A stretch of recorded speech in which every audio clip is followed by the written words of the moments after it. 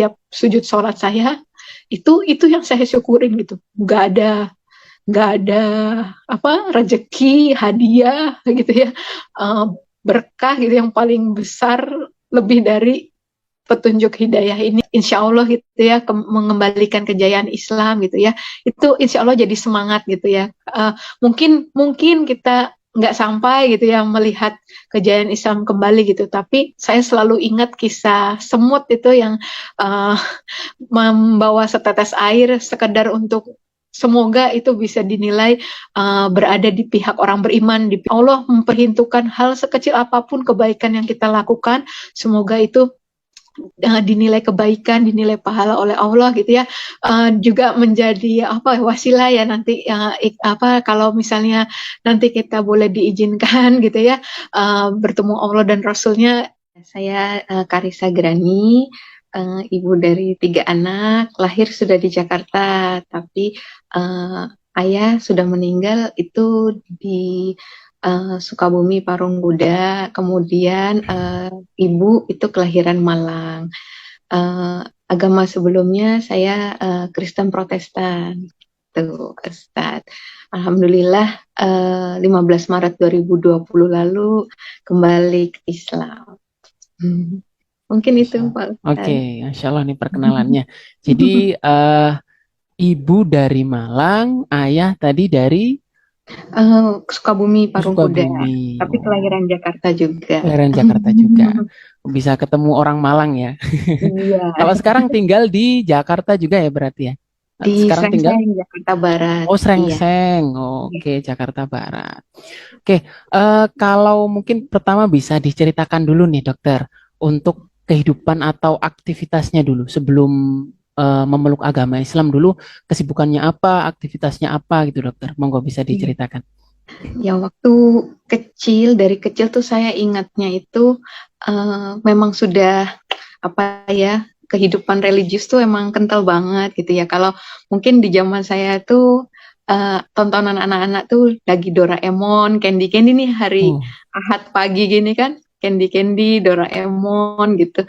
Itu kita nggak pernah bisa nonton karena pasti papa mama saya tuh udah pasti nyuruh, ayo cepetan nanti terlambat, nggak boleh terlambat berangkat ke sekolah minggu tuh kayak TPA ya, kalau iya kita TPA. di sini ya itu mereka ibadah, kita di sekolah minggunya gitu. Jadi papa saya itu yang paling disiplin lah ya, maksudnya untuk sekolah, untuk ke gereja itu harus gitu. Kalau mungkin orang lain bisa ya boleh kadang-kadang nggak pergi gitu ya, itu nggak boleh gitu kecuali sakit gitu, mungkin tetap harus selalu gitu, nggak cuma hari Minggu aja, ada kebaktian tengah minggu gitu ya.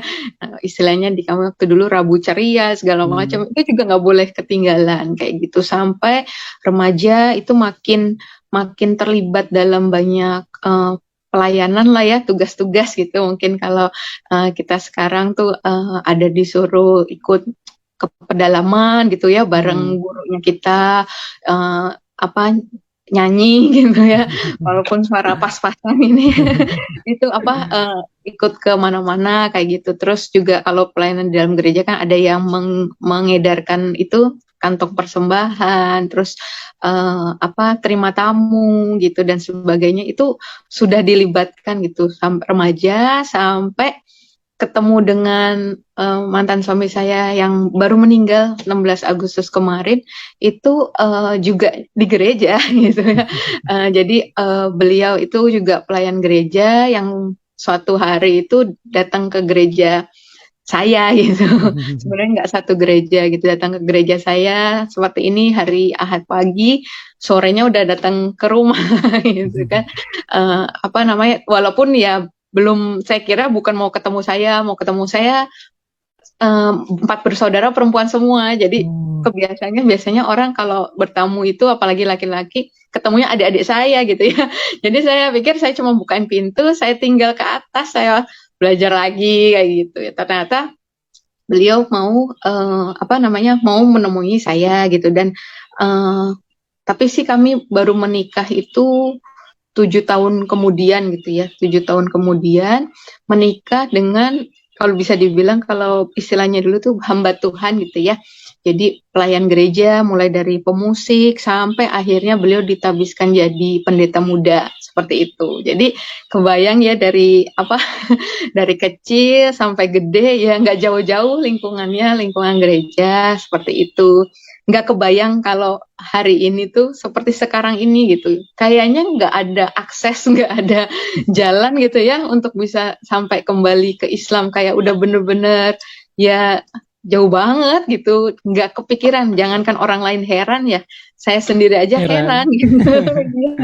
Gitu kenapa bisa seperti ini gitu. Kalau dibilang lingkungan kerja gitu ya, lingkungan apa komunitas saya ada komunitas lari ya, teman-teman main lari gitu-gitu. Tapi kan kita saat bekerja, saat lari gitu ya kan nggak ada bahas agama gitu kan, profesional aja gitu. Jadi nggak bisa dibilang juga saya karena kepengaruh teman-teman atau apa gitu karena memang ya menjalankan masing-masing gitu kan apa saling menghargai satu sama lain juga nggak ada bahas-bahas agama sama sekali gitu ya walau ya setelah itu kalau ketika mereka tahu saya kembali ke Islam baru dari situ mereka support ya kadang ngirim link kajian kadang kadang ngasih buku gitu dan sebagainya gitu tapi sebelumnya itu mereka sama sekali nggak ada mempengaruhi gitu ya jadi kira-kira gitu Pak Ustadz Jadi kehidupan memang sebelumnya dari kecil ini sudah anak gereja ini ceritanya ya, sering ke ya gereja bisa ya. bilang gitulah. Kalau muslim kan anak masjid, remaja Iya, masjid, remaja musola, iya, berarti dulu ya remaja gereja gitulah ya, iya, aktif. iya, iya, iya. Terus mungkin waktu di kampus juga ini Dok dulu Iya, aktif betul, di betul Pak kegiatan Ustaz. ini juga. Betul, betul. Jadi di kampus kan ada apa namanya tuh kita kayak bimbingan Kristen ya, bimbingan Ya. rohani Kristen, masuk kelompok-kelompok gitu. Gitu terus ngajar juga. Dulu jadi muridnya sekolah minggu, jadi guru sekolah minggu juga Oh, gitu kan. Dan terutama waktu suami menjadi pendeta itu kan mau nggak mau kita ikut mendampingi, memberi konseling, iya. memberi mentoring dan sebagainya juga gitu ya, konseling gitu. Jadi ya sangat mungkin ya itu yang ketemu saya lagi itu orang-orang yang dulu ketemu saya kok kayak kamu kan dulu gitu kan kamu kan dulu gitu gitu tapi kok sekarang gini gitu ya saya nggak tahu juga gitu ya Iya. berusaha membendung tuh sulit gitu ya kalau udah dari Allah tuh kayak aduh berusaha tutup mata pun nggak bisa gitu. Iya. Nah, jadi memang dulu ini Dokter Karissa ini memang aktif di gereja juga, kehidupannya juga penuh bahasanya agamis sekali lah untuk orangnya ini agamis sekali, terus juga mempelajarinya juga dalam bahkan suaminya itu dulu juga pendeta ya. Nah, Iya. seperti itu. Nah, ini makin penasaran nih. Kira-kira dokter, monggo bisa diceritakan nih. Titik ketika masuk ke Islam itu gara-gara apa nih? Untuk kisahnya sampai masuk Islam itu bagaimana dulu, Dok? Iya. Jadi kan karena suami itu hamba Tuhan gitu ya, beliau juga belajar teologi ya gitu. Nah di dalamnya itu kan juga termasuk belajar Islamologi sebenarnya, belajar yang kitab-kitab yang lain juga gitu. Jadi di rak buku itu ada berbagai kitab agama lain juga termasuk Al-Quran gitu. Tapi kalau bisa dibilang gitu, kalau boleh jujur, dulu setiap ada kelas Islamologi itu saya yang paling nggak seneng gitu males lah gitu ya itu kayaknya paling berat gitu waktu ngikutin kelas Islamologi kayak ngapain lah gitu sejujurnya seperti itu gitu jadi kalau kitab yang lain saya buka saya baca gitu ya Al-Quran nggak pernah saya buka nggak pernah saya sentuh gitu karena kayak paling pilihan terakhir kayak kayak paling enggak lah gitu ya benci enggak Pak Ustadz tapi kayak lebih ke nggak mau tahu apatis lah gitu ya kayak kayak udah pede dengan yang lama ini gitu ya jadi paling enggak gitu ya gitu terus nah ya itu termasuk juga saya sering diskusi gitu dulu sama mantan suami kan bilang eh, kok saya pernah ya itu ke salah satu agama lain lagi gitu juga terus saya bilang kok ini ya ajarannya sepertinya sederhana gitu tapi saya lihat orang-orangnya kok sangat baik sangat santun gitu terus ya iyalah binatang aja juga nggak dibunuh gitu kan ada kayak gitu itu sering diskusi-diskusi seperti itu juga termasuk sempat diskusi terkait Islam gitu. Cuma memang sempat beliau langsung gini, kamu lagi deket sama siapa? Dibilang gitu. Itu bukan pertanyaan orang yang dari lahir Kristen, sempat begitu. Terus jadi saya nggak berani lanjutkan lagi gitu, karena daripada nanti malah timbul masalah gitu kan, malah apa ya segala macam lah gitu ya, dugaan-dugaan, tuduhan-tuduhan gitu. Jadi udahlah, saya akhirnya ngulik-ngulik sendiri aja lah gitu. Saya pikir saat itu begitu gitu. Tapi nggak ada sama sekali kepikiran untuk memeluk Islam, sekedar seneng aja gitu, belajar, cari tahu gitu. Kemudian sampai satu hari yang awal-awal pandemi itu Pak Ustadz, sekitar Maret 2020, itu kan kita baru, saya kebetulan tugas di Dinas Kesehatan gitu kan, banyak kalau ada info-info penelitian terbaru itu biasanya sih kita bisa tahu lebih dulu gitu dan sebagainya. Nah, di situ kan kita lagi gerakan masyarakat untuk ayo pakai masker gitu ya, biasain dari yang nggak pakai masker jadi pakai masker, harus rajin cuci tangan, terus kalau ketemu di kantor juga nggak boleh jabat tangan lagi gitu kan, kalau ketemu orang itu harus apa namanya, ada yang pakai sikut lah, ada yang pakai kaki, minimal udah cuman begini aja gitu ya, sama sekali nggak boleh bersentuhan. Nah dari situ entah kenapa gitu ya, saya waktu itu lagi diundang rapat di balai kota gitu kan, di situ ada Masjid Fatahillah ya di balai kota itu. Saya ngeliat perempuan memakai niqab gitu Pak Ustadz. Jarang-jarang ada sih di lingkungan kantor gitu ya perempuan memakai niqab. Tapi hari itu ada gitu. Dan entah kenapa mata saya tuh kayak diarahkan Allah memperhatikan beliau gitu. Sampai hari ini saya pengen gitu ya ketemu lagi gitu kalau ada gitu. Setiap saya lagi di undang rapat ke sana tuh kerasa sengaja saya lewatin masjid tuh, kadang kayak pengen kali saya ketemu gitu ya dengan beliau gitu 2 tahun lalu gitu, tapi belum pernah ketemu lagi. Nah itu saya memperhatikan beliau yang biasanya saya terus terang tuh memandangnya tuh sebelah mata ya Pak Ustadz, kayak apa sih lebay banget sih sampai ketutup banget gitu, emang melihat mukanya aja naksir gitu ya kadang Pak Ustadz gitu-gitu, atau kok nggak mau jabat tangan, emang kalau jabat tangan aja langsung naksir gitu kan. suka waktu dulu berpikirnya seperti itu gitu kan. Nah tapi hari itu kayak Allah malah memuliakan perempuan ini gitu ya, loh kok hari-hari ini kita dipaksa gitu ya, kayak mereka ya gitu ya, pakai masker kan kayak pakai niqab gitu. Terus saya perhatikan beliau kan gitu ketemu yang lain itu bukan mahramnya, nggak mau jabat tangan kan gitu kan, begini gitu. Nah kita kan juga sekarang nggak boleh jabat tangan gitu. Terus kemudian jaga wudhu ya, nggak cuman mau sholat gitu ya, nggak lagi jam sholat juga ketika batal dia ambil wudhu gitu kan. Jadi ya saya ngelihatnya kok bisa ya, itu kan ajaran berabad-abad lalu, waktu itu saya belum tahu berapa abad ya, waktu itu kok bisa bisa inline ya dengan kondisi sekarang seperti itu. Belum lagi ada penelitian yang bilang kalau virus corona waktu saat itu ya, itu sebenarnya nggak langsung masuk ke dalam tubuh, tapi 3-4 jam tuh ada di rongga hidung kita dulu gitu ya. Kalau insya Allah kalau umat muslim tuh jaga wudhunya, harusnya orang yang terakhir kena corona itu orang umat muslim gitu. Kalau dilihat dari satu penyebab ya, walaupun penyebab corona kan berbagai faktor gitu. Waktu saat itu saya agak juga skeptis dengan penelitiannya gitu ya, maksudnya masa sih gitu ya. Sampai saya iseng-iseng tuh ngukur-ngukur, emang 3-4 jam itu jarak sholatnya orang Islam gitu ya, saya mikirnya ya. Yang saya tahu subuh tuh sekitar jam 5 gitu. Tapi kan zuhurnya itu jam 12, kan jauh banget itu, lebih dari 3-4 jam gitu. Saya baru tahu lagi, oh ada sholat duha gitu kan. Oh iya bisa-bisa 3-4 jam gitu kan. Terus ke asar pas 3 jam, jam 3 saya pikirnya. Terus ke maghrib jam 6 gitu, pas 3 jam saya pikir. Tapi ke isya cuma 1 jam, isya ke subuh kan jauh banget lagi.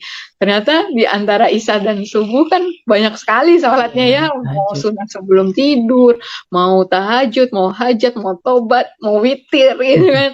Oh iya bisa berarti masuk gitu ya. Jadi terus kulik-kulik lagi Pak Ustadz, apa ya manfaat gerakan sholat gitu. Tapi secara medis, semuanya secara medis, sunah-sunah, wudhu, manfaatnya semua secara medis gitu. Puasa Senin Kamis gitu, kenapa Senin Kamis ya gitu-gitu itu kenapa ada duha ya, oh ternyata duha itu menurunkan hormon stres yang di pagi hari gitu. Kenapa ya sholat subuh bagusnya yang laki-laki itu keluar ke masjid, jalan ke masjid. Ternyata kadar ozon terbaik itu di jam-jam uh, bapak-bapak ini pada jalan ke masjid gitu. Jadi kalau sekarang baru ramai terapi ozon, sebenarnya wah itu umat Islam udah Ketinggalan dari nih. dulu terapi ozon gitu ya gitu. Jadi dari situ Pak Ustadz yang membukakan sih pertama kali mungkin jalan hidayahnya tiap orang beda-beda ya.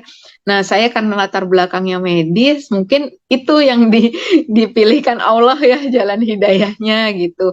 Kalau nggak dari situ mungkin sampai hari ini mungkin saya masih berkeras hati gitu ya. Kan dibilang ya kita itu sebenarnya mungkin kebenaran itu udah ada di depan mata, tapi mata, telinga, hati kita tuh kayak ditutup gitu kan. Jadi itu hari itu tuh seperti Allah tuh singkapkan gitu. Walaupun di hati saya tuh masih banyak timbul pertanyaan gitu ya. Kadang suka, enggak lah, doanya diulang-ulang. Saya sempat ngomong gitu di dalam hati saya tahu di kantor tuh dikit-dikit kan, ya berdoa Al-Fatihah, mau apapun hajatnya Al-Fatihah gitu kan. Sampai udah hafal dulu bahkan sebelum memeluk Islam gitu kan.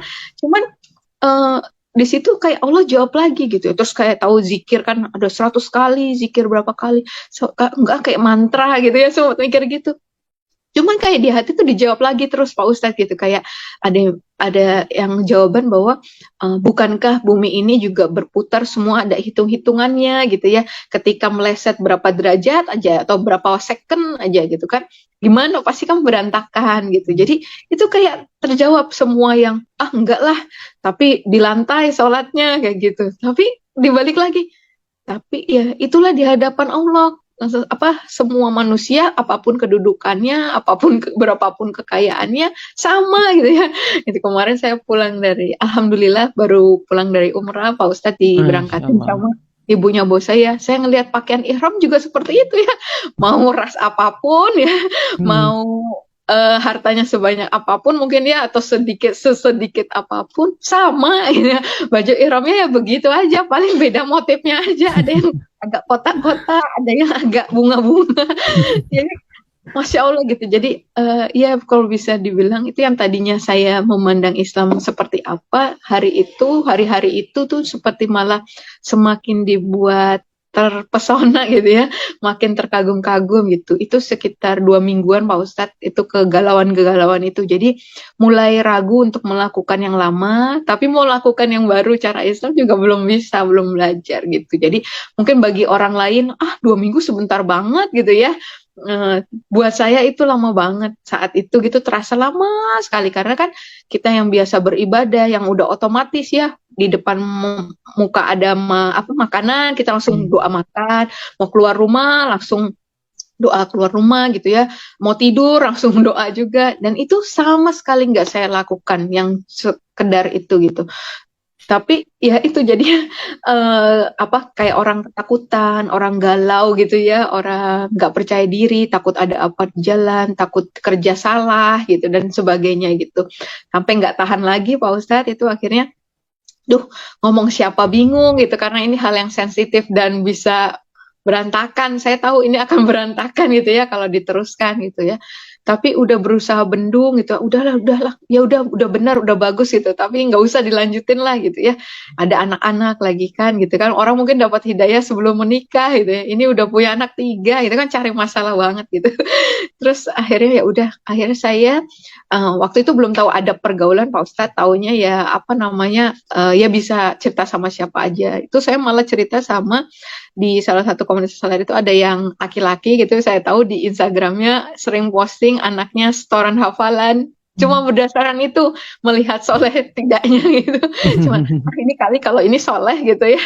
Jadi saya beranikan diri itu waktu itu DM IG beliau, saya bilang, Bang, saya kok tertarik ya belajar Islam gitu kan gitu. Tapi jangan bilang siapa-siapa ya. Saya pikir kenapa saya cerita beliau, karena kalau perempuan saya pikir karena saya sendiri perempuan ya, mohon maaf bocor halus gitu, nanti saya cerita bisa jangan bilang siapa-siapa ya, tapi nanti wah Kemana-mana. semuanya tahu gitu kan, bahaya gitu kan saya pikir. Jadi waktu itu saya pilih beliau karena saya pikir kalau laki-laki mungkin lebih ember gitu ya, lebih nggak bocor gitu. Terus ya sama satu lagi saya pikir beliau kalau soleh mungkin nggak akan mengambil keuntungan gitu kan. Terus jadi betul aja beliau langsung Allahu Akbar, Masya Allah, Alhamdulillah sama beliau langsung seperti itu. Terus tapi ya itu beliau bilang ya betul soleh ya.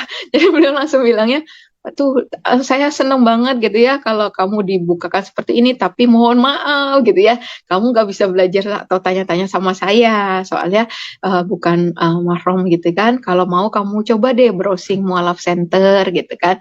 Oh iya siap bang, saya bilang gitu. Terus ya sempat masih nanya lagi gitu ya. Di website itu ditanyakan kontak personnya Ikhwan Ahwat. Saya pikir itu nama orang gitu kan. Oh, Oh, saya belum pilih tahu Ikhwan ya. Ahwat ya bang ya, baiknya saya bilang gitu. Oh itu bukan nama orang, itu kamu pilih yang Ahwat katanya gitu. Oh iya gitu baru tahu. Terus akhirnya alhamdulillah dijawab, dikasih appointment hari Minggu tanggal 15 Maret 2020, saya ingat betul itu, jam 9 pagi gitu. Nah, mau berangkat itu ke sana, saya tuh sempat ini Pak Ustadz, sempat berdoa gitu ya dalam hati. Ya Tuhan, kalau ini saya durhaka sama Engkau, sama suami saya, sama orang tua gitu, bikin saya nggak sampai tempatnya gitu. Terus saya masih pukul-pukul pipi saya gitu Pak Ustadz. Saya lagi kenapa sih? Saya kenapa gitu? Bener-bener nggak tahu gitu ya. Perasaan saat itu tuh seperti itu gitu ya. Saya kecelakaan pun gak apa-apa deh kalau sebenarnya Tuhan marah nih kalau abis ini saya seperti ini gitu. Saya pikir gitu, ambil aja nyawa saya Tuhan gitu. Doa jelek ya gitu ya istilahnya gitu ya. Cuman ya itu tadi ya alhamdulillah ya nggak dikabulkan Allah kan ya seperti itu. Gitu. Saya sampai Pak Ustadz janji jam 9, 9 kurang 10 sampai di sekretariat MCI Jakarta Barat. Nah, waktu sampai ustazanya kaget. Astagfirullahaladzim, saya lupa cancel. Jadi hari itu tuh mulai semua masjid apa segala macam kan lockdown Pak Ustadz. Nggak terima tamu. Beliau juga udah sepuh gitu kan. Tapi nggak tahu kenapa beliau juga, oh yaudah nggak apa-apa saya pikir gitu ya kalau nggak jadi. Tapi beliau bilang, yaudah nggak apa-apa saya yang salah, saya yang belum cancel gitu kan appointment-nya. Jadi akhirnya saya masuk, baru duduk sebentar, ada lagi tamu di luar ya, dibilang mau ngaji, udah mualaf, mau ngaji di situ. Itu udah di cancel semua, mereka udah reschedule semua waktu saat itu. Akhirnya beliau lanjutkan lagi sama saya, beliau nggak nanya status saya apa gitu ya, termasuk juga yang teman saya itu kan pesan sama saya, kalau misalnya nanti ustazanya jelekin agama kamu sebelumnya, nggak usah dilanjutin katanya. Kalau nanti ustazahnya nggak ngomongin tauhid, nggak ngajarin tauhid untuk yang pertama kali, juga nggak usah dilanjutin. Pokoknya semuanya harus balik lagi ke Al-Quran, hadis. Gitu. Kemudian betul itu yang terjadi gitu ya. Beliau nggak tanya status saya udah menikah atau belum, terus nggak menjelekkan agama saya sebelumnya. Yang beliau sampaikan tentang tauhid, tentang rukun iman, rukun Islam itu yang saya ingat gitu. Dan itu di situ air mata saya tuh ngalir terus Pak Ustadz sampai azan zuhur. Beliau itu insinyur pertama wanita di Indonesia. Jadi kebayang ya menjelaskannya itu memuaskan akal, memuaskan iman gitu. Ya, disampaikan tentang tauhid itu masuk banget gitu di saya gitu ya. Nggak bisa Allah tuh disamakan dengan makhluk gitu. Kalau masih bergantung pada sesuatu, seseorang untuk hadir ke dunia, apa itu bisa disebut Tuhan. Allah gitu ya, gitu kan? Kan itu sama dengan manusia gitu berarti kan. Seperti itu. Jadi bisa, oh iya ini Allah yang benar, ini yang benar, ini yang benar gitu ya. Di dalam hati saya gitu terus gitu. Lalu pas azan itu beliau bilang, ya udah seperti itu gitu. Sekarang Dokter Arisa mau seperti apa? Ya udah Bunda saya belajar dulu saya bilang. Oh ya boleh, boleh belajar di sini sholat ngaji. Tapi mohon maaf ya, argonya belum jalan, belum dapat pahala katanya gitu. Oh iya kenapa? Belum Bunda, saya belum bilangnya login. Bunda. Iya, kenapa Bunda? Saya bilang gitu kan. Oh iya kan belum syahadat. Oh iya, apa isinya syahadat Bunda? Percaya Allah itu Esa gitu kan. Percaya Muhammad utusan Allah, percaya. Ya udah itu isinya syahadat. Ya udah saya syahadat. Waktu itu tuh as simple as that gitu. Jadi nggak kepikiran konsekuensinya setelah ini apa gitu. Beliau hanya ngambilin gamis, ngambilin kerudung gitu ya. Saya udah dituntun syahadat gitu. Masya Allah itu ya. Surat belum dikasih Pak Ustadz karena katanya di sini itu dikasih surat kalau sudah bisa masuk baca Al-Quran Anaba katanya gitu kan. Jadi ditahan suratnya gitu karena biasa sering kadang ada mualaf tuh hanya surat terus buat menikah gitu Ya, atau dan benar. sebagainya gitu. Jadi kita ditahan untuk sampai bisa ngaji dulu gitu. Terus pulang pulang tuh dengan bekal nggak tahu ya udah nanti pulang mandi besar sudah dikenakan kewajiban sholat ya gitu cuman pesannya cuma seperti itu gitu. Nah jadi saya pulang saat itu eh, nggak dipesenin ya belum dipesenin kalau abis ini kamu tuh haram sama suami karena kan non muslim gitu nggak ada sama sekali. Saya pulang, cuman yang saya tahu saya harus beli mukena supaya asar saya bisa sholat gitu. Saya pulang mandi besar, sholat asar saya itu dituntun sama YouTube Pak Ustadz. Saya pilih yang apa namanya, yang anak-anak, yang iftitahnya pendek, yang bacaannya pelan-pelan kayak gitu ya. Jadi YouTube tuh HP tuh saya taruh kayak jadi imam, saya Oh. belakangnya ikutin gitu. Gak tahu ya itu eh, diterima apa enggak sama Allah gitu. Cuman saat itu yang saya tahu sih hati saya benar-benar bergantung banget sama Allah ya gitu dan dalam kondisi sembunyi-sembunyi itu rumah nih CCTV semua gitu Pak Ustadz sampai saya nyari yang blind spotnya tuh di mana gitu biar nggak kelihatan di CCTV gitu kan karena kan saya masih saya tuh bilang sama Allah ya Allah saya ketahuan kalau saya udah baca seluruh isi Al-Quran ya Allah saya bilang gitu izinkan saya ketahuannya setelah itu karena saya bukan takut tapi saya nggak mau nanti saya jawab salah tentang Islam terus saya jelekkan Islam saya pikir gitu terus jadi Alhamdulillah itu saya setiap habis sholat tuh selesai sholat yang satu saya Alhamdulillah ya Allah bisa sholat asar mudahkan ya Allah bisa maghrib gitu terus Pak Ustadz jadi sebelum azan tuh saya udah wudhu nanti pas azan kan harusnya kita nunggu azan dulu baru sholat saya pas azan itu justru saya sholat karena saya untuk mengelabui suara itu kan masang YouTube itu jadi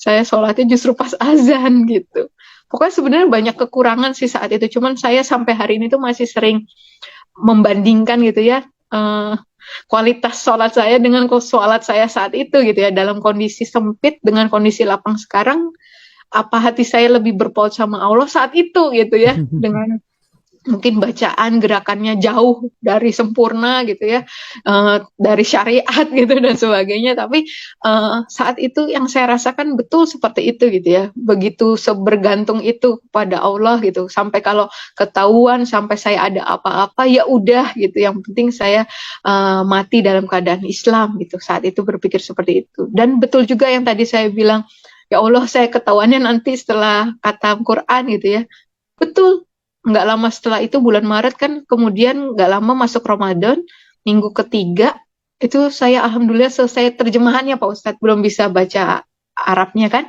itu selesai itu yang anehnya itu saya biasanya kalau baca apa-apa tuh dikit-dikit tuh berhenti nanya gitu ya apa ini maksudnya kenapa begini gitu itu alhamdulillah gitu nggak terasa baca Al-Quran itu saat itu saya ingat betul orang suka tanya kenapa sih setiap cerita bilangnya juz 27 memang saya menyadarinya waktu saya pas di juz 27 gitu ya kok saya dari tadi belum nanya gitu ya kok belum ada yang saya apa namanya ragukan gitu gitu rasanya gitu ya nggak ada yang diragukan gitu saat itu yang ada makin oh ya seperti ini Masya Allah ya kalau di dalam Al-Quran tuh nggak ada satupun menjelekkan apa Nabi gitu ya dan Rasul gitu semua dimuliakan even Nabi Isa saya pikir mungkin umat Islam nggak terlalu memuliakan gitu ya saya pikir waktu sebelumnya gitu ya Masya Allah gitu ya justru saya merasa Nabi Isa dimuliakan gitu jadi di situ setiap ketemu ayat tentang Nabi Isa tuh saya malah jadi apa istilah highlightnya gitu ya Masya Allah ternyata Nabi Isa pernah ditanya sama Allah juga gitu kan apakah engkau dan ibumu yang menyuruh orang-orang ini untuk menyembah ya kan selain Allah gitu kepada mereka terus Nabi Isa malah jawab Maha suci engkau ya Allah kalau emang aku melakukannya pasti engkau lebih tahu gitu kan gitu jadi oh iya ya gitu kan itu jadi Masya Allah gitu bahwa memang Nabi Islam tuh ya agama para nabi gitu. Yang saya pikir nabi-nabi yang saya tahu sebelumnya itu bukan Islam, itu ternyata mereka sholat gitu. Itu sih Pak Ustadz yang mungkin sampai situ dulu ya Pak Iya, Ustadz, iya. karena lagi panjang sampai akhirnya Iya. bersyahadat dan mencoba itu ya Pak Ustadz, sholat dan baca Al-Quran Hmm. panjang, maaf. Insya Allah nih ceritanya. Ya Alhamdulillah ini kita bisa tahu nih ternyata karena memang seorang dokter ya, dokter Karissa. Hmm. Jadi memang yang ilmunya itu sainsnya kuat. Jadi mungkin Allah memberikan hidayahnya, memberikan petunjuknya itu ya dari yang beliau geluti sehari-hari. Nah dari ya sainsnya, terus dari mempelajari kan jarang kan ya dokter ya. Kalau saya lihat ya untuk mualaf itu yang memang seperti kayak dokter nih, benar-benar meneliti. Oh ternyata, syariat Islam itu seperti ini, bahkan walaupun belum Islam tapi ngepoi Islam yang awalnya skeptis terhadap Islam, alhamdulillah diberikan gambaran oleh Allah dengan cara mungkin tadi pandemi dulu ya.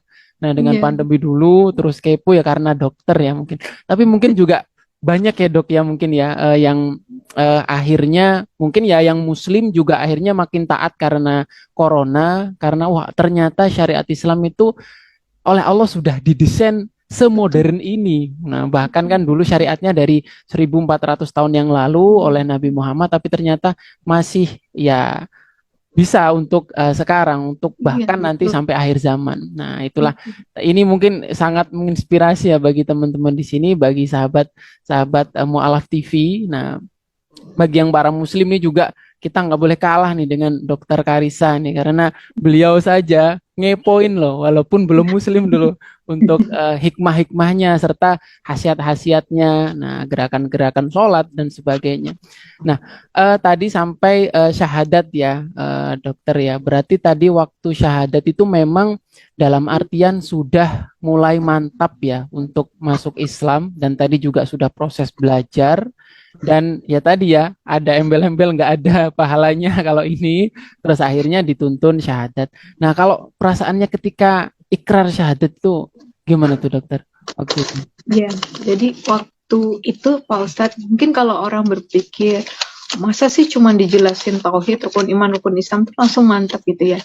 Tapi kalau ditanya ke saya sekarang gitu, dengan setelah yang semua saya lewati ya ujian-ujian setelahnya itu, kalau ditanya apa yang bikin kuat, ya justru karena keyakinan pada tauhid itu ya Pak Ustadz, yang nggak ada tandingannya gitu. Yang saya pikir uh, sebenarnya kan tauhid itu memang ya alasan Allah mengutus semua nabi dan rasul Iya. gitu ya dari zaman dulu, dan hanya ketika Islam jadi syariatnya semua lebih sempurna gitu. Tapi kenapa Allah sampai selalu kirim utusan, kirim nabi rasul gitu kan karena tauhid gitu. Jadi akhirnya kalau bisa dibilang ya itu kenapa ini di Al-Qur'an bilang kita berpegang pada tali agama Allah gitu ya. Kenapa tauhid ini tuh seperti akar seperti pohon gitu ya, kalau dibilang gitu, kalau akarnya makin kuat ya insya Allah gitu ya nanti Iya. pohonnya makin berbuah dan sebagainya. Yang saya rasakan betul justru memang uh, tauhidnya itu Pak Ustadz. Jadi waktu berikrar itu ya semantap itu gitu, walaupun dengan kesannya gue pengen banget pahala gitu ya, sampai ngeburugi banget tuh, sampai ya udah syahadat aja gitu ya. Tapi uh, hari itu bener-bener bulat banget gitu ya. Saya udah berpikir no turning back gitu ya. No turning back, bukan yang main. Nanti kalau ada sesuatu, ada masalah, atau saya menemukan kecewa dengan Islam gitu dan sebagainya, mungkin saya bisa balik lagi gitu. Saat itu enggak. Kayak cuman, iya saya mau balik kepada Allah yang benar, Allah yang menciptakan saya gitu ya, Allah yang menciptakan dunia dan akhirat nanti gitu ya gitu. Jadi waktu itu udah bener-bener cuman Allah aja gitu waktu itu. Apapun konsekuensi di depan, harga yang harus saya bayar ya udah gitu. Waktu yang ada di dalam hati semua itu gitu. Karena belum tahu tuh Pak Ustadz yang dibilang tadi nanti harus itu oleh orang lain malah yang menyampaikan. Saya nggak, dan saat itu saya juga nggak berpikir wah kemarin berarti Bu Ustazahnya jebak saya ini gitu. Beliau nggak jebak juga sih, kan beliau nggak nanya ya saya udah punya suami atau belum gitu kan.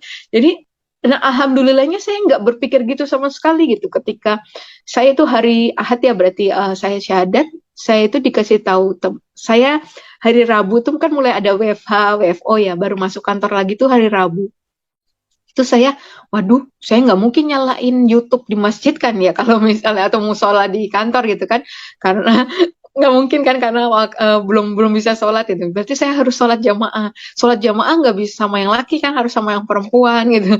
Jadi saya cerita lagi sama satu orang teman perempuan. Tujuannya tadi untuk punya teman sholat jamaah gitu kan. Terus apa namanya? Saya cari tuh teman kantor siapa ya yang sama ngelihat solehannya segampang, oh yang jilbabnya paling panjang. Saya jarang gitu ya hubungan sama beliau sampai saya, Bu, boleh nggak ngobrol sebentar di musola lagi ngomongnya. Di musola gitu kan mungkin si ibu juga berpikir Belum aneh banget tahu. dokter Karita di musola gitu. Terus waktu di musola saya bilang, Bu, Ahad kemarin saya syahadat. Allah Akbar gitu beliau sama terus langsung nangis gitu. Terus habis nangis tapi begini, Dokter Karisa mikir nggak sih katanya gitu. Habis ini mau apa gitu? Anak-anak gimana seperti itu? Terus tahu nggak? Sejak kemarin Dokter Karisa bersyahadat, Dokter Karisa haram hubungan sama suami. Oh iya, saya gitu ke ibu tuh terus langsung saya ya udah di hati saya nggak ada aduh, gini lagi enggak. Terus cuma saya pikir, berarti nanti pulang saya tidurnya udah pindah ke kamar anak. Yang kayak gitu-gitu. Enggak berpikir ribet gitu. Bener-bener ya, kalau ditanya, abis ini mau gimana? Enggak tahu. Pokoknya jalanin setapak demi setapak kan kalau bisa dibayangkan gitu. Semua nanya, abis ini gimana? Saya selalu bilangnya, enggak tahu gitu. Bener-bener, apa ya, pasrah gitu kali ya, gitu sama Allah gitu. Jadi memang, apa saat itu mikirnya ya cuman bersyukur aja gitu ya kayak nggak mungkin banget saya tuh dipilih Allah untuk dapat petunjuk gitu ya. Hmm. Tapi kok ya dipilih dalam status kondisi seperti ini gitu ya. Siapa suami saya seperti apa, anak saya sudah 3 gitu kan gitu. Saya tahu itu bakal cari masalah berantakan gitu. Tapi ya udah pasrah aja gitu benar bersama Allah kayak udah saya ketemu Allah yang benar gitu. Allah kan maha segala-galanya. Kalau saya kehilangan segala-galanya juga Allah yang maha mengembalikan juga. Kalaupun Allah nggak kembalikan ya udah gitu. Allah itu udah lebih dari Iya. cukup buat saya. Waktu itu udah pikiran gitu aja Pak Ustadz. Nah, setelah masuk Islam kan tadi sudah tergambar ya bakalan ada masalah-masalah ya. Nah, ya entah nanti dari keluarga, entah dari kerjaan dan sebagainya. Nah, kalau yang ujian terberatnya itu apa dok? Waktu setelah masuk Islam itu dok? Iya, jadi sebulan setelah saya syahadat itu bulan Aprilnya saya kena penipuan masker Pak Ustadz. Pertama ya, yang ujian pertama saya itu. Jadi saya tuh nggak pernah bisnis Pak Ustadz. Kalau buka praktek tuh kadang yang ya harganya sepertiga pasaran lah. Itu orang di rumah kan bukan klinik yang bagus gitu ya, rumahan gitu kan. Terus boleh nyicil dan sebagainya itu. Gimana untuk dagang tuh saya nggak bisa gitu. Nah, suatu saat itu kan inget pandemi itu kan masker tuh jadi langka ya, barang langka, harganya mahal, ada yang satu box bisa sampai 500.000, 350.000. Nah, ada pasien saya nawarin, Bu Dokter mau nggak satu box 180.000? Oh, mau banget gitu kan. Dan berguna banget kan untuk kami di kesehatan gitu. Tapi minimal pesen 100 Bu Dokter gitu kan. Oh ya gampang itu orang rumah sakit, orang puskes pasti lebih dari itu gitu kan. Ya udah saya koordinir nanti pesan ke beliau gitu. Saya sendiri cuma pesan 4 Pak Ustadz. Nah, saya koordinir teman-teman sepeser pun nggak ngambil keuntungan lah ya, mau dinaikin 1.000, mau dinaikin berapa, nggak sama sekali. Nah, juga saya kasih rekening yang bersangkutan langsung supaya yang pesan langsung transfer aja, toh saya nggak ngambil keuntungan gitu. Tapi pada nggak mau karena kan kenalnya sama saya. Terus ya udah pesennya juga sama kayak saya, cuma 2, cuma 3 gitu. Nah, akhirnya dikumpul-kumpul tuh bernilai sekitar 378 juta. Nah, harinya dijanjikan barangnya datang, uang sudah ditransfer, barangnya nggak datang. Udah langsung lemes itu saya. Padahal saya udah sempat ngomong ke yang bersangkutan. Ini kan lagi zamannya sering penipuan masker. Terus saya bilang, ini nggak penipuan kan? Gitu kan, saking harganya miring sekali. Enggak, nanti kalau pokoknya kalau sampai nggak ini saya tanggung jawab. Gitu-gitu lah, meyakinkan begitu. Tapi kenyataannya ternyata itu penipuan.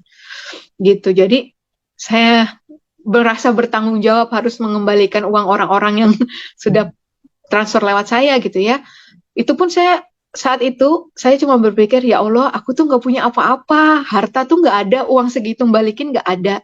Yang saya punya selama ini tuh cuman ya udah ketinggalan, cuman nama baik lah, kepercayaan orang gitu ya, istilahnya gitu. Itu pun hilang gitu kan. Ini saya punya uang pun saya kembalikan langsung pun, orang mungkin saya suatu saat dagang gitu, orang nggak percaya nih barang bisa nggak datang lagi, mungkin gitu ya. Tapi waktu itu ketika saya bener-bener down banget itu, ada ujiannya itu, kan pada belum tahu saya memeluk Islam ya, jadi masih dikirimi keluarga, suami itu semua doa-doa gitu ya untuk yang agama sebelumnya gitu. Tapi saya cuma bilang makasih mah kayak begitu, nggak saya download itu.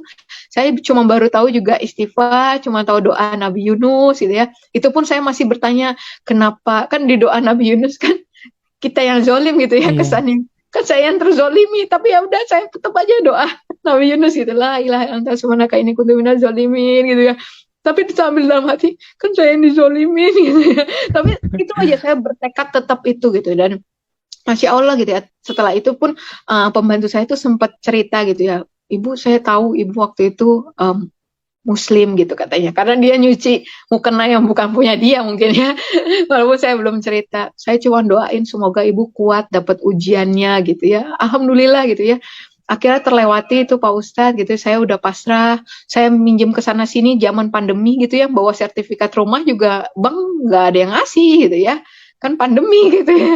Gitu. Terus waktu itu udah pasrah sampai akhirnya ada orang yang mau meminjamkan uang ke saya dan bisa membayar itu gitu. Tadinya sempat saya mau dilaporin polisi karena dikira terlibat juga gitu. Gitu. Udah pokoknya itu. Tapi yang ujian terberatnya justru ketika yaitu karena saya tahu untuk apa akidah saya sekarang itu nggak mengizinkan saya menikah dengan yang bukan muslim gitu ya. Jadinya mungkin orang waktu itu saya pikirnya kirain bisa bareng-bareng, kan banyak gitu yang bisa satunya apa gitu ya. Tapi ternyata nggak gitu gitu ya, di Al-Quran juga nggak boleh gitu ya. Jadi ya udah, ya dibilang ada masalah keluarga gitu ya, namanya rumah tangga pasti ada gitu Pak Ustadz. Tapi waktu itu seberat-beratnya masalah juga kita nggak berpikir untuk pisah gitu kan. Karena ada anak-anak juga gitu kan. Jadi waktu itu tapi karena akidah ini gitu, saya mau nggak mau harus pisah gitu, karena kan beliau juga nggak mau Islam juga gitu kan. Terus bahkan beliau bilang, saya rela masuk penjara karena bunuh kamu daripada anak-anak tahu mamanya masuk Muslim gitu. Saya disuruh harus balik lagi ngajarin ayat hafalan yang Bible gitu dan sebagainya ke anak-anak gitu. Tapi nggak tahu kenapa gitu, saya nggak bisa gitu ya.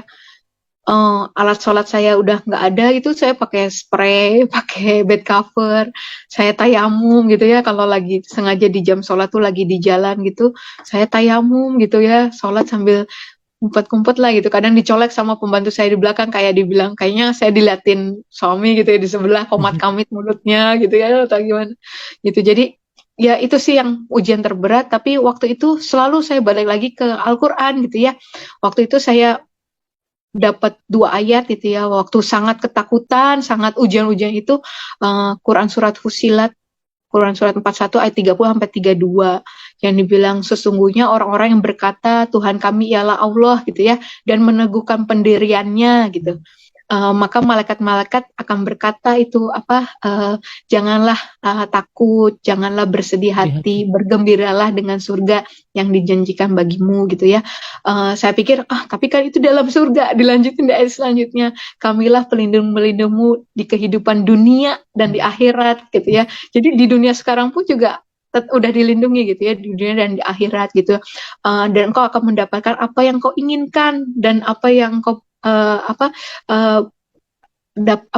butuhkan ya gitu kan. Terus habis itu sebagai penghormatan bagimu, saya ulang-ulang itu, kok kebalik saya yang dihormatin gitu ya, bukan kita menghormatin Allah gitu. Jadi itu kekuatannya gitu. Jadi oh ya, aku nggak sendirian gitu ya, kan kamilah penilung-penilung Allah, malaikat-malaikatnya itu semua sama saya. Saya pikir dulu saya pikir saya akan sebatang kara gitu, tapi ternyata saya nggak sebatang kara gitu kan.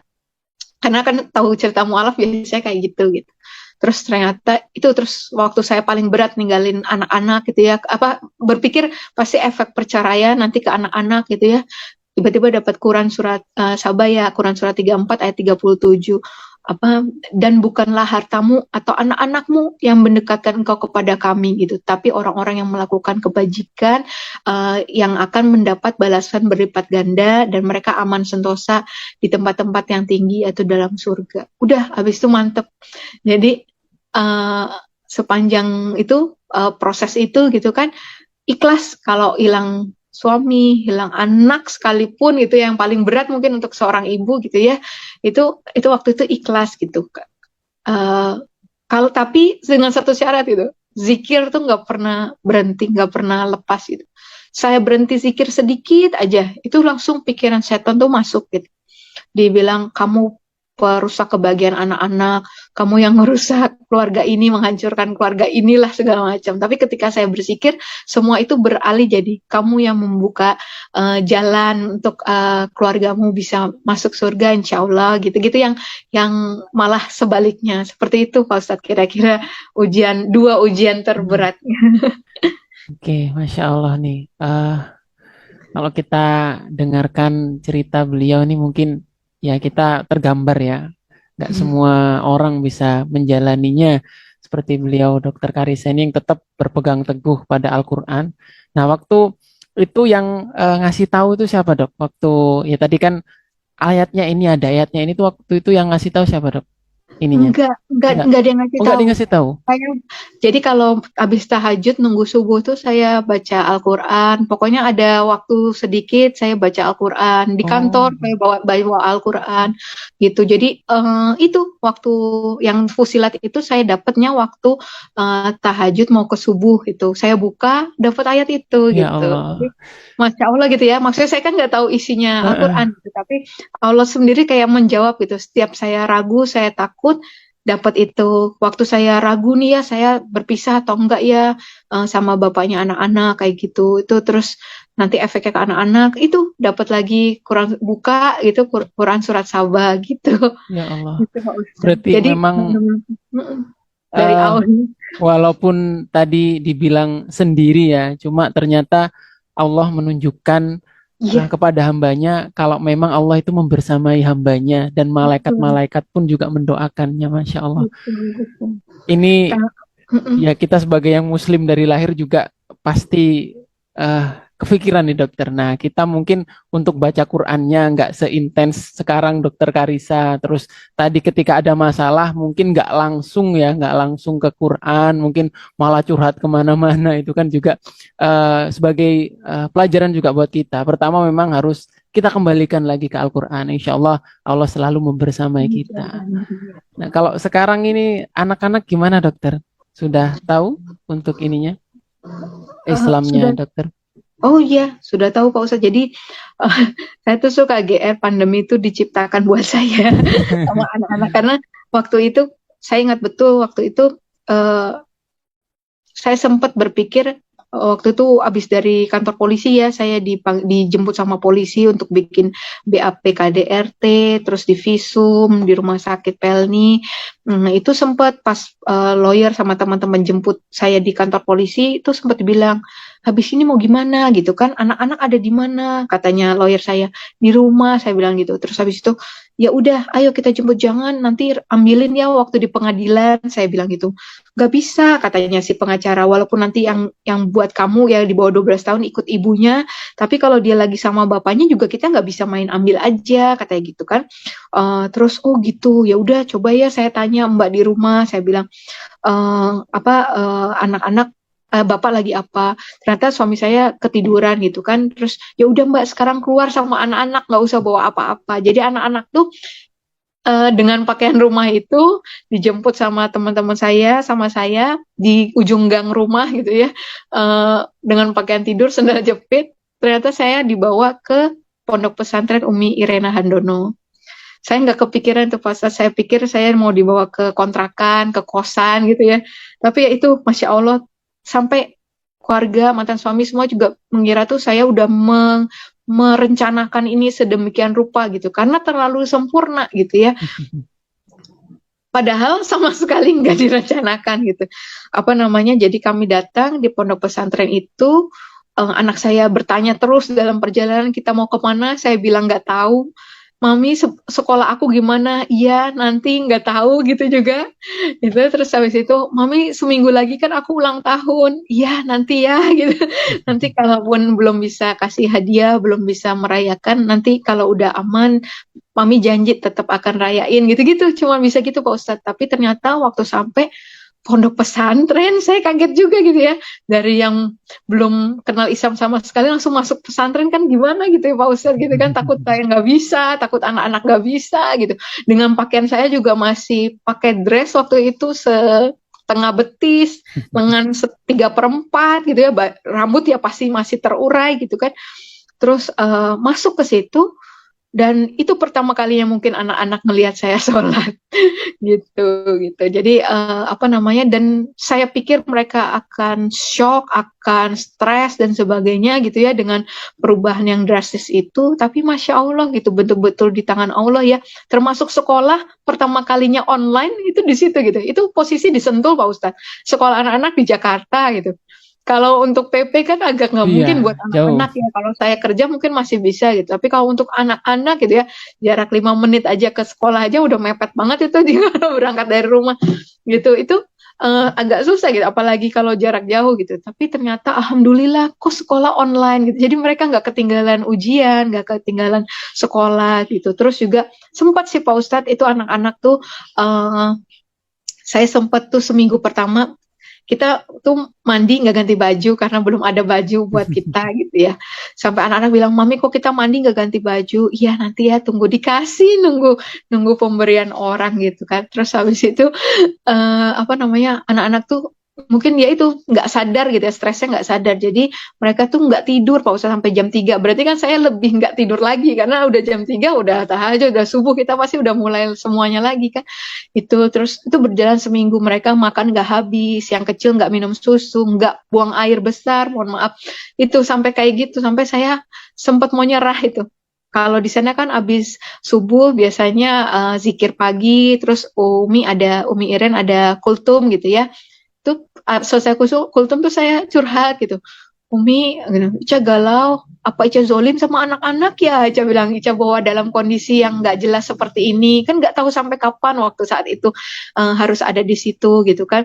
Apa Ica pulangin aja ya Umi? Umi anak-anak tuh nggak pup, Umi nggak minum susu, makan nggak habis, nggak tidur, Ica lebih nggak tidur lagi, Ica bilang gitu.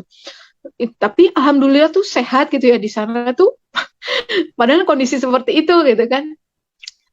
Sayanya masih PP kantor gitu kan, ke Jakarta 70 kilo sekali jalan, PP 140 kilo gitu kan, bawa mobil sendiri gitu. Tapi alhamdulillah sehat aja di sana. Terus waktu itu Umi malah tegur saya, gak boleh ingkar dengan kebaikan yang sudah Allah kasih. Gak semua orang tuh semudah kamu membawa anak-anak gitu kan. Gak pakai acara rebutan gitu. Kamu kebayang gak kalau misalnya kamu gak bawa anak-anak katanya. Fitnah apa yang akan ditimpakan ke kamu. Kamu akan dibilang, mama kamu gak sayang kamu. Dia pergi sama laki-laki lain. Bisa-bisa aja seperti itu kan. Gitu. Tapi kalau sekarang nanti kalaupun mereka diambil pun katanya gitu. Mereka udah tahu kamu perginya kemana, sama siapa, ngapain kamu di sini, katanya gitu. Oh iya ya Umi, subuh seperti itu, alhamdulillah malam itu anak saya tidur cepet, terus udah bisa pup, udah bisa minum susu gitu. Kayak di ujung aja tuh Pak Ustadz, bener-bener yang terasa waktu dulu tuh inamal usri yusra tuh terasa banget gitu. Kayak udah setiap ada bad news gitu, habis itu ada good Good newsnya news. gitu. Jadi uh, sampai akhirnya mulai terbiasa dari yang masih kaget-kaget gitu ya. Aduh, gimana nih? Sampai akhirnya udah nggak konsen ke bad newsnya. Jadi gini, kalau ada bad news langsung, wah mau ada good news apa habis ini? Sampai seperti itu yang sampai terasanya di sana gitu. Dari yang ketakutan dan segala macem, kekhawatiran, sampai akhirnya udah bener-bener pasrah gitu ya. Karena udah terlalu banyak terbuktinya gitu pertolongan Allahnya gitu. Gitu Pak. Insya Allah nih. Jadi memang tiap langkahnya terasa ya bahwa Allah membersamai langkah dari dokter. Tadi panggilannya dokter Ica ya. Iya. Masya Allah. Tadi kok Ica siapa? Oh, mungkin dokter Oh iya, Karisa. maaf Pak Ustadz. Belum Oh, dijelasin tadi iya di awal. biasanya kalau temen saya juga banyak yang panggilannya Ica, padahal ya Karisa atau siapa gitu. Ternyata ya dokter Karisa ya, dokter Ica. Iya, Berarti ya alhamdulillah. Kalau sekarang berarti tinggal bersama anak-anak ya dokter ya, iya, bareng ya. iya Pak. Dan usianya berapa dokter anak-anak? 10, 8, 5. Oh masih ini ya, masih kecil-kecil ya. Oke, Iya. alhamdulillah. Nah, tadi sudah cerita banyak nih dokter Karisa mengenai perjalanan ya dari agama sebelumnya sampai dapat hidayah serta cobaan-cobaan entah dari keluarga, dari anak dan support-support tadi dari teman-temannya juga sudah diceritakan serta turunnya pertolongan dari Allah secara langsung tadi juga digambarkan oleh dokter Karisa. Nah, kalau sekarang ini selain jadi dokter, aktivitasnya apa nih dok? Ibu rumah tangga. Ibu rumah tangga. Pulang Masya kantor Allah. kan ke rumah, ya di rumah ada praktek kecil-kecilan tadi Pak Ustadz, itu aja. Kemudian ya kalau ada yang apa mengundang untuk sharing kajian seperti itu aja Pak Ustadz. Masih sambil belajar terus juga. Kalau ngajinya gimana, Ustazah? Ya entah kajiannya atau belajar Al-Qur'annya sudah sampai mana? Iya, ya itu Pak Ustadz masih berusaha apa masih terus kelas-kelas tahsin ngikuti terus ya tadi ikhtiar untuk menghafal nggak tahu hafiznya kapan gitu ya tapi ya berikhtiar terus aja gitu karena kan memang eh, janji Allah sih sebenarnya dimudahkan gitu ya gitu sempat ya ragu juga gitu saya tuh kemampuan bahasa mungkin paling kurang lah gitu dari 4 bersaudara gitu kalau anak saya adik saya itu semua bisa lebih dari 4, 5 bahasa gitu kan saya untuk itu aja mungkin sulit gitu tapi ya tadi ingat lagi Rasulullah aja kan di usia 40 tahun gitu ya gitu ya untuk apa namanya untuk mulai menghafalkan Quran sahabat-sahabat juga lah mungkin umurnya sekitaran itu ya saya udah 38 tahun mungkin udah mirip-mirip beliau juga umi ya saya juga buta huruf Arab juga gitu jadi itu sih gitu dan mudah-mudahan ya Allah perhitungkan nih ya niat ini gitu ya untuk memang di pertengahan Allah untuk apa ya tadi kan sebenarnya yang disebut ahli Quran tuh bukan yang menghafal gitu ya, bukan yang hafiz gitu, tapi yang selalu apa dekat gitu ya dengan Al-Quran, selalu berinteraksi dengan Al-Quran. Itu aja sih Pak Ustadz, nggak muluk-muluk sebisanya gitu. Alhamdulillah kalau dimudahkan sama Allah. Kita doakan nih bersama-sama semoga dokter Karisa makin mantap untuk ilmu Islamnya serta untuk ilmu Al-Qur'annya juga selain tadi karena ini ya beliau nih kalau kita mungkin kalau yang muslim kan diajari baca dulu ya. Nah, baca dulu terus nanti pelajari artinya. Nah, beliau ini sudah belajar dari artinya dulu. Nah, sekarang proses untuk baca Qur'annya. Nah, ini kan sebenarnya luar biasa karena esensi dari Al-Quran itu sendiri kan dari artinya yang bisa kita ambil untuk kehidupan sehari-hari. Nah, semoga juga memberikan semangat kepada teman-teman kita yang Islam. Nah, mungkin terakhir dokter nih harapannya nih ke depan dokter seperti apa serta mungkin diberikan pesan nih untuk teman-teman pemirsa Mu'alaf TV yang bahasanya yang Islam dari lahir dan teman-teman mungkin yang non Muslim tapi masih ragu-ragu nih untuk masuk Islam. Nah, monggo Dokter Karisa bisa disampaikan. Iya. Berdasarkan pengalaman kemarin saya, alhamdulillah diberangkatkan umrah oleh ibunya bos saya gitu ya, yang saya nggak kira secepat ini gitu ya bisa menjadi tamu Allah gitu ya, karena apa namanya itu, aduh cita-cita banget gitu ya, yang tadinya cuma belajar aja gitu ya tentang sirah, belajar aja tentang Ka'bah, tentang Hajar Aswad dan sebagainya, itu ternyata ada di depan mata waktu saat itu ya, itu jadi harapannya sih bisa ke sana lagi dan naik haji gitu ya gitu menunaikan ibadah haji kan umrohnya kemarin sudah gitu. Banyak pengalaman luar biasa waktu di sana gitu jadinya betul kalau doa Nabi Ibrahim menambatkan hati kita ya di tanah suci itu betul terasa sekali gitu ya. Jangankan itu baru bergeser dari Mekah ke Madinah, di Madinah udah rindu Ka'bah lagi gitu Masya ya. Allah. Yang biasanya kita sholatnya menghadap tempat sujud gitu ya, itu bisa tegak menatap Ka'bah gitu. Jadi Masya Allah gitu ya, Masya Allah juga melihat bagaimana Rasulullah, bagaimana sahabat-sahabat gitu ya, seluar biasa itu gitu ya dengan kondisi-kondisi yang ada gitu kan, ya insya Allah gitu, bukan karena saya pengalaman bisa nyium Hajar Aswad itu juga suatu kemustahilan buat saya gitu ya, karena itu waktu datang tuh udah waduh nggak mungkin itu rebutannya sama laki-laki besar-besar gitu, yang perempuan juga besar-besar gitu, jadi kayak nggak mungkin gitu, tapi Masya Allah dapat hadiah gitu, bisa masuk bluk semua muka saya ke Hajar Aswad melihat langsung ya gitu. Itu saya waktu itu cuma nggak bilang saya berhasil nyium Hajar Aswad gitu, cuma saya bilang ya Allah, kalau engkau kasih hadiah saya bisa melihat batu dari surga ini, insya Allah gitu saya pulangnya nggak salah alamat, beneran ke surga lagi gitu. Gitu doang waktu itu saya dalam hati saya gitu ya. Uh, Kemudian kalau saat ini sih harapannya itu aja, bisa berangkat haji, ke sana lagi, dan doa saya waktu itu saya udah nggak sendiri lagi berangkat hajinya gitu, bisa bersama seluruh keluarga gitu. Kemudian juga kalau harapannya untuk teman-teman umat muslim di seluruh tanah air, di seluruh dunia, ya tadi ya, semoga kita masih tetap ditetapkan ya dalam iman Islam ini sampai akhir hidup kita gitu ya, karena dihitungkan yang terakhir gitu ya, nggak boleh berpuas diri dengan yang sekarang ini gitu, karena uh, masih banyak tantangannya gitu ya, masih banyak ujiannya gitu, supaya kita bisa tetap dalam iman Islam ini gitu, bangga sebagai umat Muslim gitu ya, di Masya Allah gitu ya, kita orang-orang yang beruntung gitu, karena Allah bilang kan, Allah yang bisa memberi petunjuk kepada orang yang dikehendaki gitu. Berarti kita kan dikehendaki Allah dapat petunjuk, dan Allah yang paling tahu siapa yang mau diberi petunjuk gitu ya. Jadi itu yang harus kita syukuri gitu ya. Mungkin di setiap sujud sholat saya itu yang saya syukurin gitu. Nggak ada rezeki, hadiah gitu ya, berkah gitu yang paling besar lebih dari petunjuk hidayah ini gitu ya, buat saya pribadi gitu ya. Insya Allah buat kita semua gitu. Mungkin kalau tentang keistiqomahan gitu ya, kita mungkin bisa lebih istiqomah kalau kita tahu lebih gambaran besarnya gitu ya.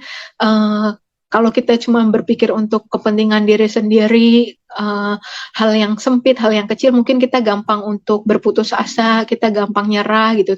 Tapi ketika kita melihat kita ada di bagian besar dari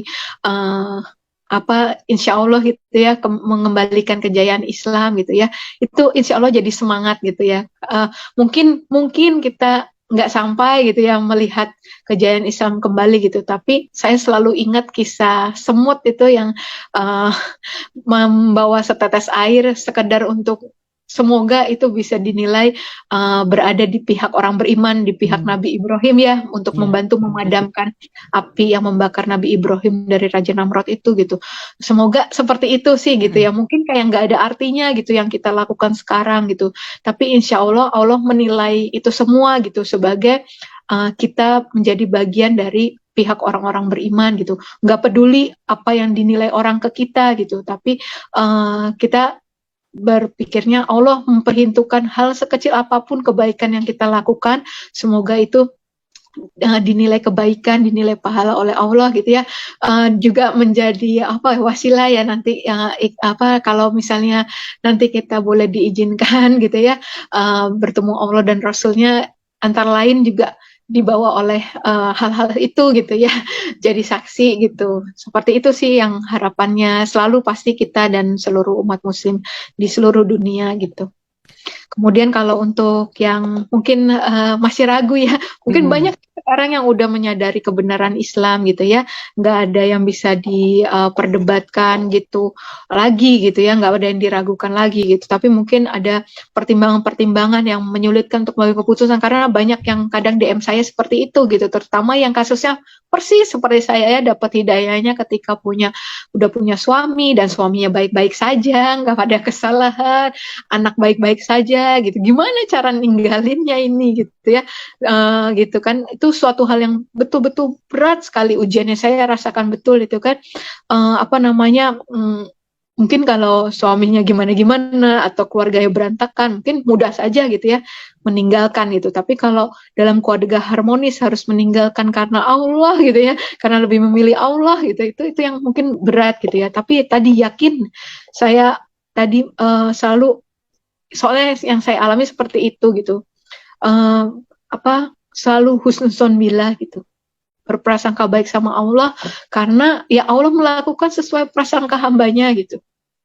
Itu juga yang terjadi banget ketika di Tanah Suci ya, pasti yang sudah pernah ke sana ngerasain betul. Jangankan sampai diucapkan di kata gitu ya, di batin saja gitu, ketika kita selalu berprasangka baik sama Allah, itu yang langsung kita dapatkan gitu, dan sebaliknya gitu kan. Jadi waktu waktu hal itu yang menguatkan saya, khususon bila ketika menghadapi semua tantangan ujian, ketika kita memilih Allah gitu ya. Kadang suka orang berpikir, kamu lebih pilih Islam dibandingkan keluarga, dibandingkan anak-anak. Saya bukan pilih Islam, saya pilih Allah, dan Allah yang benar yang di dalam Islam gitu kan ya. Nah, jadi waktu itu hanya husnuzon bila, dan kalau ada apa-apa gitu ya, yang pertama saya curhatin itu Allah gitu. Yang pertama saya cari jawaban itu Al-Quran gitu. Jadi nggak ada tempat yang lain gitu yang saya rasa yang lebih bisa jadi jawaban, yang lagi jadi sempurna, jadi kekuatan, jadi jalan keluar selain itu gitu. Jadi kalau hari ini saya sampai bisa seperti ini, ya itu aja sebenarnya, nggak ada yang gimana-gimana, kuncinya itu cuman itu aja gitu kalau saya rasakan gitu ya. Dan apa namanya tadi ya, semoga ya itu doa kita semua ya, teman-teman kita yang mungkin masih belum kembali ke Islam, itu dibukakan ya matanya, telinganya, hatinya dilembutkan gitu untuk dapat petunjuk Allah. Memang waktu itu Ustadz Felix Xiao bilang ya, modal orang dapat hidayah itu cuma dua, tawadu dan ulil albab. Tawadu, kita selalu rendah hati ya, kalau apa, selalu mau belajar, selalu mau mengambil pelajaran kan, mau menuntut ilmu gitu. Dan ulil albab itu ayat di Quran surat Ali Imran ya, ayat 190 191, apa, selalu mengingat Allah, selalu merenungkan itu dalam keadaan apapun, lagi duduk, lagi berdiri, lagi berbaring, itu yang dipikirin cuman Allah, Allah, dan Allah aja gitu ya. Merenungkan juga ciptaan Allah, juga arahnya juga untuk semakin dekat sama Allah. Apapun yang kita lakukan, belajar ilmu bukan untuk dibilang alim, dibilang pintar gitu, tapi untuk buat apa lebih pintar ilmunya, tapi jadi makin jauh dari Allah, seperti itu. Jadi apapun yang dikerjakan, tujuan akhirnya cuman yaitu semakin mengenal Allah, semakin dekat sama Allah. Mungkin itu Pak Ustadz. Oke, terima kasih untuk sharing-sharingnya untuk Dokter Ica nih. Alhamdulillah nih cerita sudah banyak, panjang lebar, dan ya semoga ceritanya nanti bisa menginspirasi kita, memberikan semangat juga giroh keislaman kita, terutama bagi teman-teman yang Islam dari lahir, serta tadi juga memberikan kekuatan, kemantapan bagi teman-teman kita yang ingin kembali lagi ke Islam. Oke, mungkin terima kasih ya dokter. Saya sampaikan sekali lagi sudah bersedia untuk berbincang-bincang dengan Mu'alaf TV. Nah, insya Allah semoga dokter diberikan keistiqomahan, serta diberikan kelancaran rezeki, serta keluarganya semuanya bisa diberikan nikmat iman dan Islam. Amin amin ya rabbal alamin. Oke, mungkin cukup dari kami. Nah, saya Rian. Nah, tadi belum kenalan dokter ya. Saya Rian, mohon maaf jika tadi selama acara tadi ada salah tutur kata. Nah, mungkin demikian yang bisa kita bahas pada pagi hari ini. Mengingatkan lagi kepada para pemirsa Mu'alaf TV, dukung terus channel kami dengan cara like, komen, dan subscribe. Dan tonton terus Mu'alaf TV, karena Mu'alaf TV channel yang inspiratif, informatif, dan edukatif. Saya Rian, terima kasih. Wabillahi taufiq wal hidayah. Wassalamualaikum warahmatullahi wabarakatuh. Waalaikumsalam warahmatullahi wabarakatuh. Matur nuwun. Terima kasih Dokter Ica. Sama-sama Pak Ustadz, izin nih. Ya,